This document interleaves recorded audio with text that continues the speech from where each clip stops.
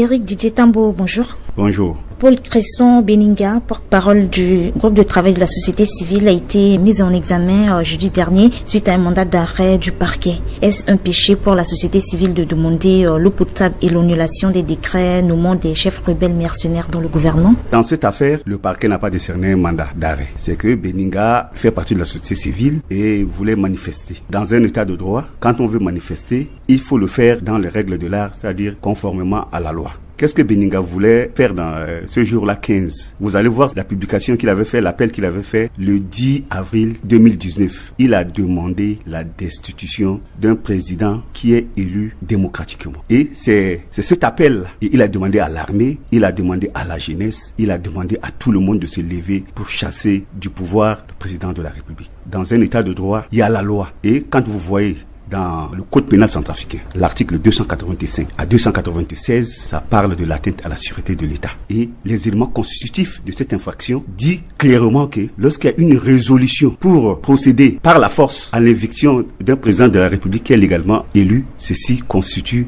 l'atteinte à la sûreté intérieure de l'État. Et c'est ce que Beninga voulait. Il faisait partie de la société civile. En principe, s'il voulait demander l'eau potable, peut-être l'électricité, il devait d'abord déposer une requête à la mairie. On lui donne l'autorisation et il doit rester dans ce cadre-là. Mais il ne peut pas abandonner ce problème-là et demander le départ d'un président légalement élu. Il n'a pas droit à appeler l'armée à se soulever contre un régime qui est démocratiquement élu. Le GTSC ne se reconnaît pas dans certains traits que le parquet lui reproche qui ont été diffusés sur les réseaux sociaux. Est-ce que vous êtes aussi au courant? Bon, c'est ce qu'ils sont en train de dire, mais il n'y a que l'enquête qui va établir si oui ou non le GTSC était en connivence avec les autres groupes. Parce que vous allez voir qu'il y a plusieurs tracts qui ont circulé. Et quand vous lisez ces tracts-là, ce sont les mêmes éléments.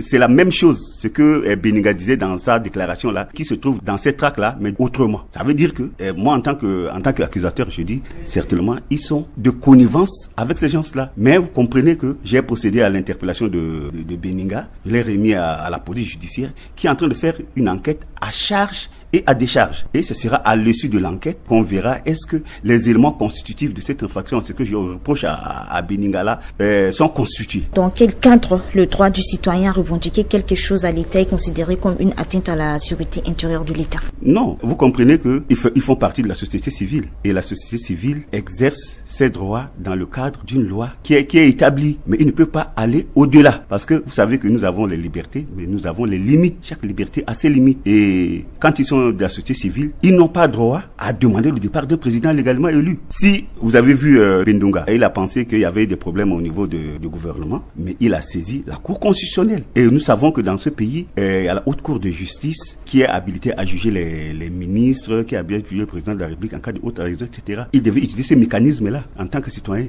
mais il ne peut pas demander à la rue et entraîner des désordres. Et vous comprenez que quand il y a des manifestations dans un État, quand on pense que ces manifestations risquent d'entraîner des troubles graves à l'ordre public, on peut interdire cette manifestation-là. Mais dans le cadre de M. Beninga, il n'a jamais demandé une autorisation. On ne lui a jamais accordé une autorisation. Et c'est pourquoi tout ce qu'il avait fait, il était en dehors de la légalité. Éric Didier Tambo, vous avez dit qu'un mandat d'arrêt n'avait pas été émis contre M. Beninga, mais concernant les chefs rebelles qui sont aujourd'hui nommés à des postes de responsabilité dans le pays, tout le monde sait qu'ils ont des mandats d'arrêt qui ont été émis contre eux.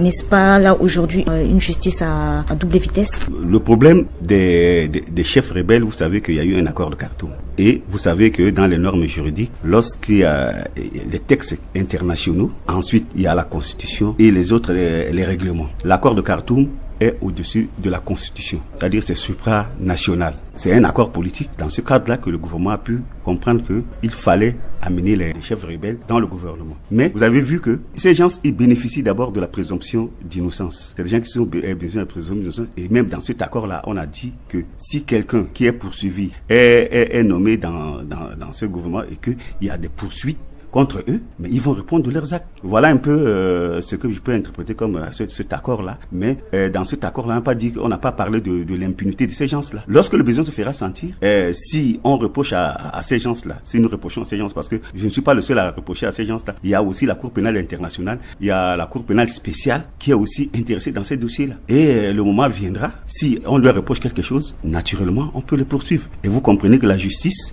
La justice n'est pas comme le sel qu'on met directement dans une sauce qui ça change de couleur. La justice va doucement. Et ces crimes-là, c'est des crimes qui sont imprescriptibles. Ça veut dire que si c'est pas aujourd'hui, demain ou après-demain, on peut poursuivre ces gens-là. Vous avez dit quelque chose de très important tout à l'heure, dont j'aimerais revenir là-dessus. Vous avez dit l'accord de Khartoum est supranational, c'est-à-dire prime sur la Constitution. Mais que reste-t-il de la Constitution aujourd'hui? C'est-à-dire l'accord de Khartoum autorise à ce qu'on peut, entre guillemets, violer la Constitution aussi? Non, le problème c'est quoi? Le problème c'est que vous savez, en droit, nous avons les catégories des textes. C'est-à-dire quand vous signez des accords internationaux, ces accords-là priment sur vos textes. Vous comprenez? Et donc voilà un peu ce que je disais par rapport à la suprématie de l'accord de Khartoum.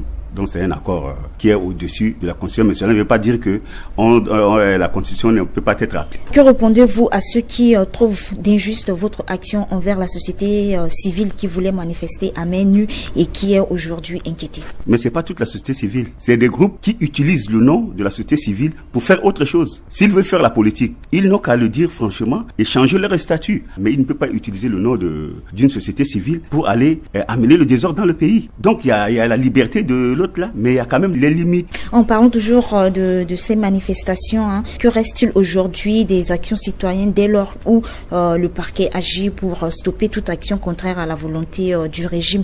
N'est-ce pas une justice aux ordres du pouvoir? Vous savez que depuis que le président de la République est au pouvoir, il y a toujours les trois pouvoirs, le pouvoir exécutif, législatif et judiciaire. Nous n'avons jamais eu des instructions de la part du pouvoir public. Quand il y a des problèmes, on dit, si c'est un problème de la justice, il faut renvoyer au niveau de la justice. C'est comme ça vous avez suivi, on a poursuivi en session criminelle, on a eu des condamnations et c'est ce que nous continuons de le faire. Alors, faut-il laisser ces gens-là aller entraîner des désordres comme ça pour que c'est les citoyens qui sont encore victimes alors que nous sommes déjà victimes de tout ce qui s'est passé sur ce pays. Le pays a eu trop de problèmes et on ne peut pas faire autrement que de prévenir les désordres. Et en prenant des mesures pour qu'il n'y ait plus de désordre, ça ne veut pas dire qu'on est là en train de soutenir un régime. Aujourd'hui, où en sommes-nous avec les nombreuses enquêtes ouvertes contre Ali Darassa de l'UPC, entre autres sa mise en cause dans l'affaire de Aline Dao, Al-Katim du MPC dans l'affaire de Kaga Banduro en 2017 et 2018, Nimiri Matar alias Force au kilomètre 5 et autres? Les dossiers sont au cabinet d'instruction. Comprenez que les dossiers sont au cabinet d'instruction, mais ce que je vous dis, c'est une question d'opportunité. Donc ces dossiers-là sont là. Les dossiers ne meurent jamais. C'est des crimes qui sont imprescriptibles. Et je vous le dis, puisque les crimes sont imprescriptibles, ces dossiers-là, la Cour pénale internationale, la CPS, les juridictions nationales, lorsque le moment sera opportun, nous allons juger ces gens-là. Alors, mais jusqu'à quand? Je vous dis que c'est imprescriptible. Ça veut dire que tant que nous vivons, tant qu'ils vivent, lorsque le moment sera opportun, on va juger ces gens. Donc, laissons le temps au temps. Laissons le temps au temps. La dernière question. Certaines personnes vous reprochent, vous, M. Tambo, de vous en prendre qu'aux opposants, au président Faustin Archange Touadéra. Qu'en dites-vous? Êtes-vous sous pression de l'exécutif? Ça, c'est une vision erronée de la chose. C'est une vision erronée de la chose. Le ministère public, il représente la société centrafricaine. Et donc, je défends la société centrafricaine. Je ne défends pas une personne, mais je défends la société centrafricaine. Ça, c'est ma mission et je le fais avec beaucoup d'allégresse, je le fais avec beaucoup de courage et je crois que c'est l'avenir qui nous donnera raison. Éric Didier Tambo, merci beaucoup. C'est moi qui vous remercie.